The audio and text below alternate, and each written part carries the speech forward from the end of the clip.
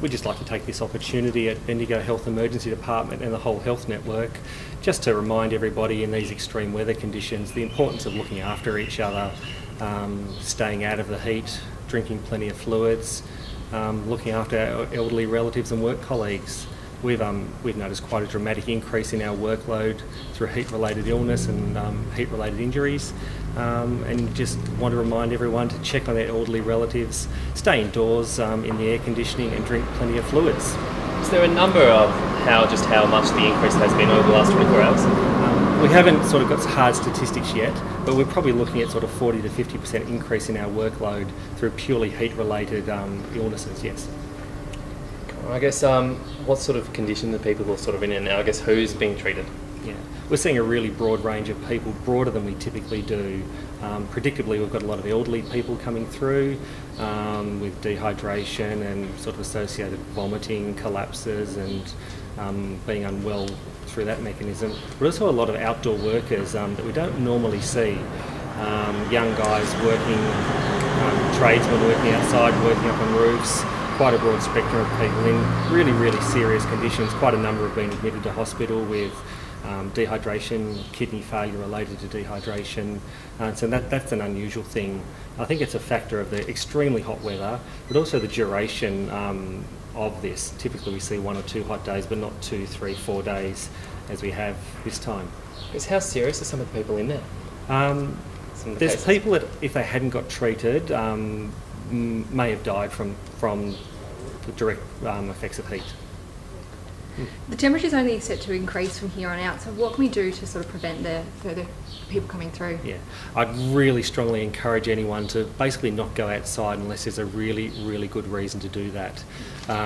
If you've got to go to work and you work outside, discuss with your boss whether you really need to be at work or whether you can take some annual leave days and stay inside. Drinking lots and lots of fluid and just keeping as cool as you possibly can with as little activity as you possibly can. Obviously the slip, slop, slap message is important, and large hats and protective clothing if you do have to go outside, but do whatever you can to avoid it for at least the next few days until the temperature drops down a little bit. Would you expect the similar amount of patients coming through with similar conditions? I think we'll actually increase because you get the cumulative effect. People that have survived the first day, the second day, the third day sort of just gradually get worse as time goes on. So I'm sort of expecting through today we'll probably see more and even more tomorrow. We'll be dealing with that through Saturday and Sunday as well, I would expect. So have extra staff been put on to cope with that? Yeah, we've increased our staffing levels and just made more cubicles available to accommodate these people. Is there a bit of a strain on hospital resources when most of these cases are preventable? It's always a strain when we see preventable stuff. It's a little frustrating, but I think a number of people are getting caught out by just not knowing and not quite realising how extreme the conditions are. In my 15 years of emergency medicine, I think it's the hottest and longest stretch that I've been involved in, and I'm certainly seeing the greatest number of people. So a little frustrating, a huge strain on resources.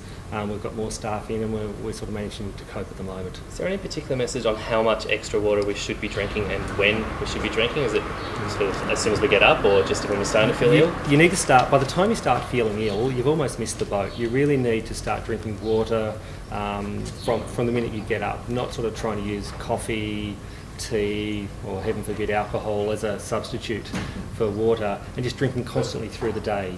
And if you do have a feeling of thirst, you are a long way behind where you need to be, and to sort of quite vigorously increase your oral fluid intake. Yeah. Outside of dehydration, what are some of the other health issues that people can come in with? We're seeing people with really, really high temperatures directly related to the heat exposure, and that can cause kidney failure, muscle damage, confusion, altered conscious state when they get to us. So they're not particularly dehydrated, but they've actually just got so physically hot their muscles and their other cells are starting to be damaged and break down. What are some of the early symptoms of something like heat stroke? If you're concerned that a relative or a friend might have heat stroke, they'll tend to be very lethargic, quite sleepy.